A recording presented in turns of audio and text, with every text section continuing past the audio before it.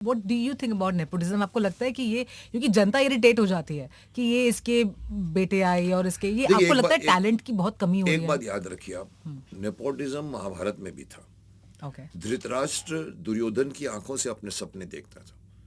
मेरा इसके खिलाफ कोई कोई ऑब्जेक्शन नहीं है कि एक बाप अपने बेटे को हेल्प क्यों नहीं करेगा, एक ससुर अपने दामाद को क्यों नहीं हेल्प करेगा।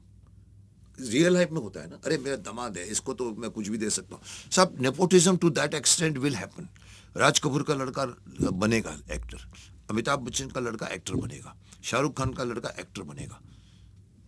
लेकिन जहां नेपोटिज्म क्रॉस हो जाती है कि ये आदमी नहीं आएगा मेरे पास, आप अपने खुद के लिए दूसरों को, जैसे सुशांत के बाद में ये कहा जाता था राजपूत के बारे में कि भाई वहाँ नेपोटिज्म का कुछ आया है कि कोई ग्रुप में नहीं बैठता था। ये जो ग्रुप्स बन गए हैं ना, जो 4-5 घराने जो बन गए हैं हमारे ज़माने में, सर इंडस्ट्री में बहुत बहुत हेल्दी फैमिली बैकड्रॉप होता था। हम लोग सब मिलते थे, चाहे वो फिल्म वाले हो, चाहे वो फिल्मिस्तान हो, चाहे वो मोहन स्टूडियो वाले हो, चाहे बॉम्बे टॉकीज़ हो। सर ट्रेन में ट्रैवल करते थे दिलीप साहब और जाके शूटिंग करते थे, वहाँ पर हायर्ड होते थे। उस ज़माने में एक फैमिली एटमॉस्फेयर मानता हूँ। आज फैमिली नहीं है, आज ग्रुपिज्म है। कांग्रेस बीजेपी को आगे नहीं आने देगा, बीजेपी कांग्रेस को आने नहीं देगा, सपा बसपा को आगे नहीं आने देगा, बसपा को बोलेगा, ममता बोलेगी अंदर नहीं आने देगा, हम तुम्हारे बाप की ज़मीन है क्या। सब वो नहीं होना चाहिए। नेपोटिज्म में आप भले अपने परिवार वालों को हेल्प करो क्योंकि वो बनता है, लेकिन उसके चक्कर में बाहर वाले आदमी को भी उतना ही महत्व दो। आपके बेटे की वजह से उसको काम ना मिले, there were the nepotism is guilty.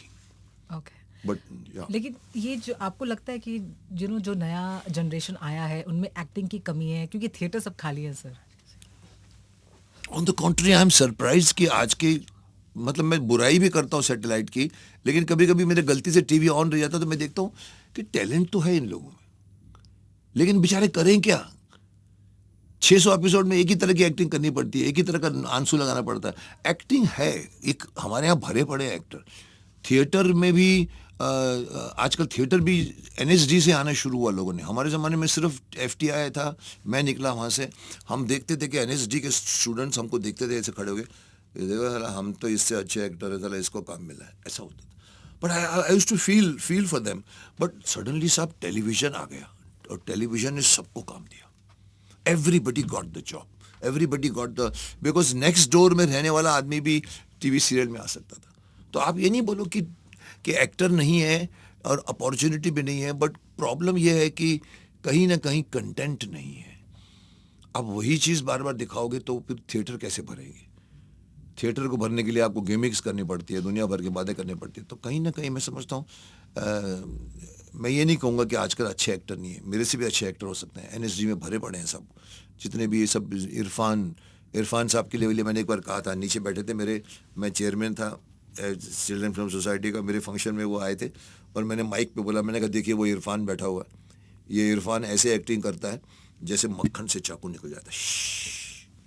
हाँ, किधर है, काय को नहीं दिया उसको, क्या हुआ। मैंने कहा ये जो कर सकते हैं ना, मैं नहीं कर सकता। पर मैं आपको बता दूं, जो मैं कर सकता हूं वो इरफान भी नहीं कर सकता। मैं ये नहीं बोलूंगा कि क्या हुआ, बोलो क्या हुआ, किधर था वो। हाँ, I am a dramatic actor, this is my style. I can do it better, but I can not just sit and stand like Nawazuddin Siddiqui या के मेनन। छोड़ दो, क्या हुआ। So you know there are actors.